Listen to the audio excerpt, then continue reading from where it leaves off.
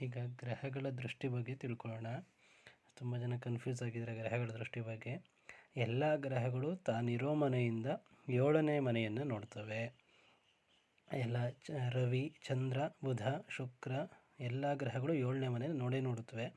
ವಿಶೇಷವಾಗಿ ಕುಜನಿಗೆ 4, 7, 8ನೇ ಮನೆ ವಿಶೇಷ ದೃಷ್ಟಿ ಇದೆ. ಮತ್ತು ಗುರುವಿಗೆ 5, 9, 7ನೇ ಮನೆ ದೃಷ್ಟಿ ಇದೆ. ಶನಿ ಗ್ರಹಕ್ಕೆ 3, 7, 10 ವಿಶೇಷವಾಗಿ ದೃಷ್ಟಿ ಇದೆ. ಅಂದರೆ ತಾನಿರೋ ಮನೆಯಿಂದ ಈ ಸ್ಥಾನಗಳನ್ನ ನೋಡ್ತವೆ. ಉದಾಹರಣೆಗೆ ಈಗ ಮೇಷರಾಶಿಯಲ್ಲಿ ರವಿ ಇದ್ದರೆ ರವಿಗೆ ಯಾವ ದೃಷ್ಟಿ ಇದೆ? ರವಿಗೆ 7ನೇ ಮನೆ ದೃಷ್ಟಿ ಇದೆ. ಅಂದರೆ ರವಿ ತಾನಿರೋ ಮನೆಯಿಂದ 7ನೇ ಮನೆ. ರವಿ ಮೇಷರಾಶಿಯಲ್ಲಿದ್ದಾನೆ, ಅಲ್ಲಿಂದ 7ನೇ ಮನೆ ಇಳಿಸ್ಕೊಡಿ. ಮೇಷ, ವೃಷಭ, ಮಿಥುನ, ಕಟಕ, ಸಿಂಹ, ಕನ್ಯಾ, ತುಲಾ, ವೃಶ್ಚಿಕ. ಓಕೆ, ಗೊತ್ತಾಯ್ತಲ್ಲ? ಈಗ ಮೇಷರಾಶಿಯಲ್ಲಿ ರವಿ ಇದ್ದಾನೆ ಅಂದರೆ ಅಲ್ಲಿಂದ 7ನೇ ಮನೆ. ಮೇಷ, ವೃಷಭ, ಮಿಥುನ, ಕಟಕ, ಸಿಂಹ, ಕನ್ಯಾ, ತುಲಾ. 1, 2, 3, 4, 5, 6, 7 ಅಂದರೆ 7ನೇ ಮನೆ. ತುಲಾ ರಾಶಿಯನ್ನು ನೋಡ್ತಾನೆ. ತುಲಾ ರಾಶಿಯನ್ನು ರವಿ ನೋಡ್ತಾನೆ. ಇಲ್ಲಿ ಗ್ರಹ ಇರಲಿ ಅಥವಾ ಇಲ್ದಲೇ ಇರಲಿ, ಸಪೋಸ್ ಇಲ್ಲಿ ಯಾವ್ದಾದ್ರು ಕುಜ ಇದ್ದಾನೆ ಅಂದರೆ ರವಿ ಕುಜನ್ನು ನೋಡ್ತಾ ಇದ್ದಾನೆ ಅಂತ ಹೇಳಬೇಕು.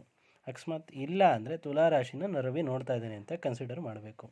ಓಕೆ, ಈಗ ಸಪೋಸ್ ಇವಾಗ ನೆಕ್ಸ್ಟ್ ರವಿದಾಯಿತು. ಚಂದ್ರ ಇದ್ದರೆ, ಚಂದ್ರ ಮೇಷರಾಶಿಲಿ ಇದ್ರೂ ಸಹ ತುಲಾ ರಾಶಿಯನ್ನೇ ನೋಡ್ತಾ ಇದ್ದಾನೆ. ಯಾಕೆಂದರೆ ಚಂದ್ರನಿಗೆ 7ನೇ ಮನೆ ದೃಷ್ಟಿ ಮಾತ್ರ ಇದೆ. ಚಂದ್ರ 7ನೇ ಮನೆ ತುಲಾ ರಾಶಿಯನ್ನು ನೋಡ್ತಾ ಇದ್ದಾನೆ ಅಂತ ಹೇಳಬೇಕು. ಈಗ ಸಪೋಸ್ ಇವಾಗ ಕುಜ ಎಲ್ಲೋ ವೃಷಭ ರಾಶಿಯಲ್ಲಿದ್ದಾನೆ ಅಥವಾ ಮಿಥುನ್ ರಾಶಿಯಲ್ಲಿದ್ದಾನೆ ಅಂದ್ಕೊಳ್ಳಿ. ಮಿಥುನ್ ರಾಶಿಯಲ್ಲಿ ಕುಜ ಇದ್ದಾಗ ಕುಜನಿಗೆ ಯಾವ ದೃಷ್ಟಿ ಇದೆ? 4, 7, 8ನೇ ಮನೆ ದೃಷ್ಟಿ ಇದೆ. ಅಂದರೆ ತಾನಿರೋ ಮನೆಯಿಂದ 4ನೇ ಮನೆ, 7ನೇ ಮನೆ, 8ನೇ ಮನೆ ನೋಡ್ತಾನೆ. ಕುಜ ಯಾವ ರಾಶಿಯಲ್ಲಿದ್ದಾನೆ? ಮಿಥುನ್ ರಾಶಿಯಲ್ಲಿ ಇದ್ದಾನೆ. ಮಿಥುನ ರಾಶಿಯಲ್ಲಿ ಕುಜ ಇದ್ದಾನೆ. ಅಲ್ಲಿಂದ 4ನೇ ಮನೆ ದೃಷ್ಟಿ ನೋಡಿ. 1, 2, 3, 4 ಅಂದರೆ ಕನ್ಯಾ ರಾಶಿನ ನೋಡ್ತಾ ಇದ್ದಾನೆ. ಕನ್ಯಾ ರಾಶಿನ ನೋಡ್ತಾ ಇದ್ದಾನೆ ಕುಜ. 4ನೇ ಮನೆ ದೃಷ್ಟಿ. ತಿರ್ಗಾ ಮತ್ತು 7ನೇ ಮನೆ ದೃಷ್ಟಿ ಇದೆ. 4 ಆಯಿತು. ತಿರ್ಗಾ ನೋಡಿ, 1, 2, 3, 4, 5, 6, 7 7ನೇ ಮನೆ ಅಂದರೆ ಧನಸ್ಸು ರಾಶಿ. ಧನಸ್ಸು ರಾಶಿಯನ್ನು ಕುಜ ನೋಡ್ತಾ ಇದ್ದಾನೆ, 7ನೇ ಮನೆ. ನಂತರ 8ನೇ ಮನೆ 1, 2, 3, 4, 5, 6, 7, 8 8ನೇ ಮನೆ ಅಂದರೆ ಶನಿಯ ಮನೆ, ಮಕರ ರಾಶಿಯನ್ನು ಕುಜ ನೋಡ್ತಾ ಇದ್ದಾನೆ. ಅಲ್ಲಿ ಯಾರು ಗ್ರಹ ಇರಲಿ ಅಥವಾ ಇಲ್ದಲೇ ಇರಲಿ 8ನೇ ಮನೆ ಮಕರ ರಾಶಿಯನ್ನು ನೋಡ್ತಾ ಇರ್ತಾನೆ. ಅಕಸ್ಮಾತ್ ಇಲ್ಲೇನಾದ್ರು ಶನಿ ಇದ್ದರೆ ಕುಜ ಶನಿನ ನೋಡ್ತಾ ಇದ್ದಾನೆ ಅಂತ ನೇರವಾಗಿ ಹೇಳಬೇಕು. ಅಥವಾ ಧನುಸ್ಸು 7ನೇ ಮನೇಲಿ ಗುರು ಇದ್ದರೆ ಗುರುನ ಕುಜ ನೋಡ್ತಾ ಇದ್ದಾನೆ ಅಂತ ಹೇಳಬೇಕು. ಹೀಗೆ 4, 7, 8ನೇ ಮನೆ ವಿಶೇಷವಾಗಿ ದೃಷ್ಟಿ ಇರುತ್ತೆ. ಸಪೋಸ್ ಇವಾಗ ಗುರು ಮೀನರಾಶಿಯಲ್ಲಿ ಇದ್ದಾನೆ ಅಂದ್ಕೊಳ್ಳಿ. ಗುರು ಯಾವ ಮನೆ ಅಥವಾ ಯಾವ ಗ್ರಹ ನೋಡ್ತಾ ಇದ್ದಾನೆ ಅಂದಾಗ ಗುರುಗೆ ಯಾವ ದೃಷ್ಟಿ ಇದೆ? 5, 9, 7ನೇ ಮನೆ ದೃಷ್ಟಿ ಇದೆ. ಗುರು ತಾನಿರೋ ಮನೆಯಿಂದ. ಈಗ ಮೀನ ರಾಶಿ ಒಳಗೆ ಗುರು ಇದ್ದಾನೆ. ಅಲ್ಲಿಂದ 5ನೇ ಮನೆ ಯಾವುದು?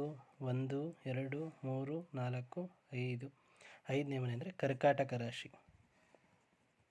ಕರ್ಕಾಟಕ ರಾಶಿಯನ್ನು ನೋಡ್ತಾ ಇದ್ದಾನೆ. ಅಥವಾ ಅಲ್ಲಿರೋ ಗ್ರಹ ಯಾವ್ದಾರು ಇದ್ದರೆ ಆ ಗ್ರಹ ನೋಡ್ತಾ ಇದ್ದಾನೆ ಅಂತ ಹೇಳಬೇಕು. 5ನೇ ಮನೆ ಅಲ್ಲಿಂದ.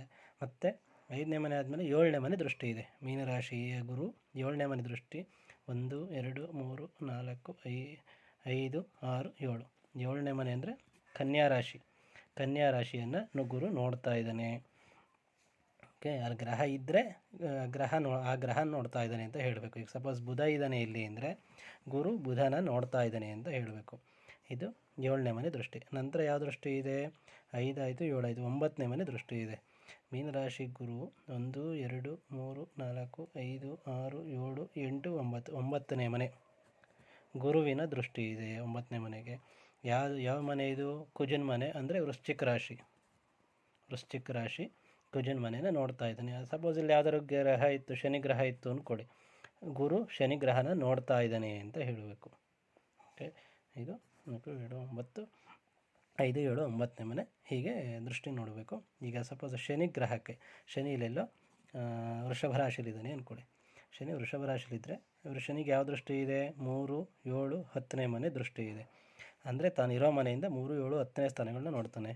ಓಕೆ, ಈಗ ಶನಿ ವೃಷಭ ರಾಶಿಯಲ್ಲಿದ್ದಾನೆ, ಅಲ್ಲಿಂದ 3ನೇ ಮನೆ ಎಣಿಸ್ಕೊಳ್ಳಿ. ವೃಷಭ, ಮಿಥುನ, ಕಟಕ ಇದು 3ನೇ ಮನೆ ಕಟಕ ರಾಶಿ. ಶನಿ ದೃಷ್ಟಿ ಇದೆ.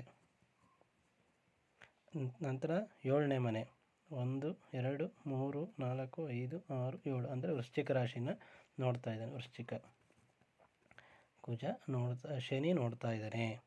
ಅಕಸ್ಮಾತ್ ಇಲ್ಲಿ ಯಾರು ಕುಜನ ಯಾವ್ದಾರು ಇದ್ದರೆ ಕುಜನ್ನ ನೋಡ್ತಾ ಇದ್ದಾನೆ ಅಂತ ಹೇಳಬೇಕು. 7. ನೆಕ್ಸ್ಟ್ 10ನೇ ಮನೆ, ಅದಾನಿರೋ ಮನೆಯಿಂದ 10ನೇ ಮನೆ 1 2 3 4 5 6 7 8 9 10 ಅಂದರೆ ಶನಿ ಮಕರ ರಾಶಿಯನ್ನು ನೋಡ್ತಾ ಇದ್ದಾನೆ. 10ನೇ ಮನೆ ಸ್ವಂತ ಮನೆ ನೋಡ್ತಾ ಇದ್ದಾನೆ ಅಂತ ಹೇಳಬೇಕು. ಮಕರ ರಾಶಿಗೆ ಅಧಿಪತಿ ಶನಿ ಅಲ್ವಾ. ಮಕರ ಕುಂಭಗಳಿಗೆ ಶನಿ ಅಧಿಪತಿ ಆಗ್ತಾನೆ. ಓಕೆ, ಕುಂಭರಾಶಿಯನ್ನು 10ನೇ ಮನೆ ನೋಡ್ತಾ ಇದ್ದಾನೆ. ಓಕೆ, ಸ್ವಂತ ಮನೆ ಅಂತ ಹೇಳಬೇಕು. ಮಕರ ಕುಂಭಗಳಿಗೆ ಶನಿ ಅಧಿಪತಿ ಆಗೋದ್ರಿಂದ ತನ್ನ ಸ್ವಂತ ಮನೆನ ನೋಡ್ತಾ ಇದ್ದಾನೆ ಅಂತ ಹೇಳಬೇಕು.